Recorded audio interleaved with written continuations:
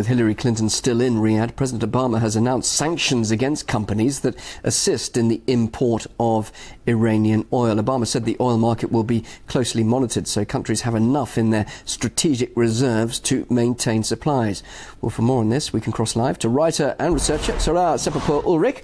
Now, as we're saying, Hillary Clinton is there in Riyadh, in Saudi Arabia at the moment. What do you make of the timing of Obama's announcement? Well, hello, it's good to be on your show. I think that clearly the Saudi Arabian government has assured Mr. Obama and Secretary Clinton that they can compensate for any oil loss, which would result from further sanctions on Iran. And I think that Mr. Obama is taking too much comfort in this, because I'm sure you would recall, many reviewers would recall, that the strikes leading up to the 1978 Iranian Revolution, only 3 months of strikes, led to a lowering of oil production. The impact was humongous, and even at that time, although Saudi Arabia again stepped in to make up for the oil production, it cost Americans billions of dollars. And at that time, China was a net exporter of oil. It became a net importer in 1991.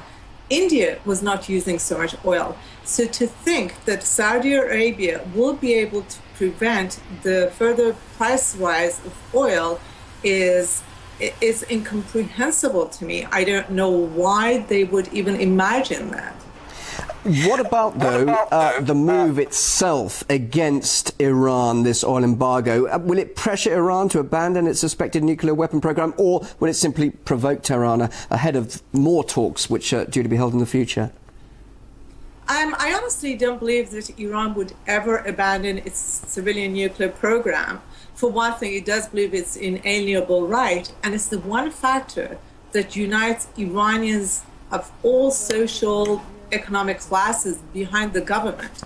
So the government, being a rational government, although some don't like to hear this, would never give up something that unites the people or rallies the people behind it. So some would say actually those sanctions, sorry to interrupt, would perhaps turn the people against the government, because the people are not just the people in the regime itself are suffering as a result of those sanctions. Well, that is the exact intention. When a country goes to war and you're fighting enemy soldiers, you see them dressed in a uniform, so you can easily identify your enemy.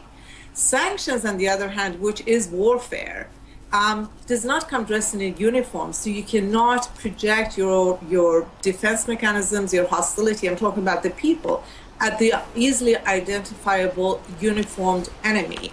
So you internalize your hostilities and your unrest, and you project it at the ruling regime. And this is the whole idea, that they want to agitate Iranians and have them fight their government. And one thing else I must say about sanctions, it just defies every rule of a just war, and it imposes collective punishment on civilians that have nothing to do with the situation.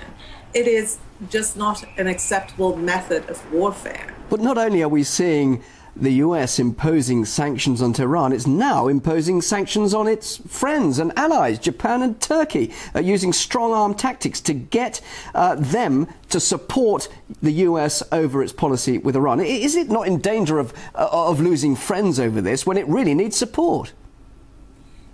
I really don't think America has friends. It likes to think it has allies, but it manages to intimidate and bully other countries into doing its bidding.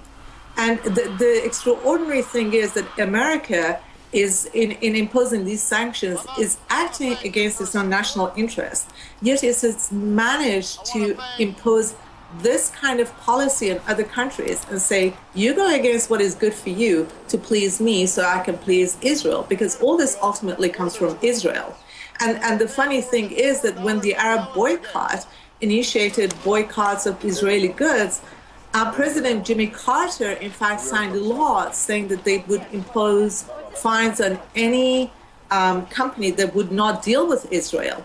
Now, not only are American companies not allowed to trade with Iran, America is telling other world powers, other nations, that you can't do it either. So I don't know why any nation like Japan or Turkey would think for a moment that they're sovereign when America dictates the rules. Sarah, just briefly, finally, talking about Israel there, we're seeing elections in the near future, not just there, but also Iran and, of course, the US. Just how politically charged is all of this? And after those elections are over, will we perhaps see some sort of reduction in the tensions there? One would hope to see reductions, but it ultimately depends on who is elected. And the hostilities are, in fact, bringing about changes that will probably be more negative. I think that each country would go for a more hardliner faction of the governments or candidates rather than trying to eliminate these issues that they have. And I'm just not terribly optimistic about where we're headed. OK, good to hear your thoughts. Thank you so much for your time. Great to hear you. Thank you very much for joining us live there in the States.